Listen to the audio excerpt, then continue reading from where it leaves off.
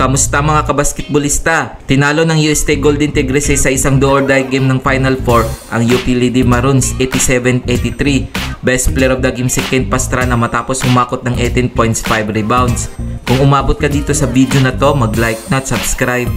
Heto ang full game schedule ng Best of 3 Series Finals ng UAP Season 86 Women's Basketball. November 29, 2023 nagaganapin sa Molovicia Arena.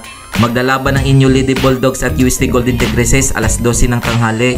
December 3, 2023 nagaganapin sa Smart Araneta Coliseum. Maghaharap ang UST Golden Tigresses at Inyo Lady Bulldogs alas 12 ng tanghali. Kapag umabot pa ng Game 3, December 6, 2023 nagaganapin sa Smart Araneta Coliseum. Maglalaban ng Inyo Lady Bulldogs at UST Golden Tigresses alas 12 ng tanghali. Kung nagustuhan mo ang video na to, mag-like na at subscribe.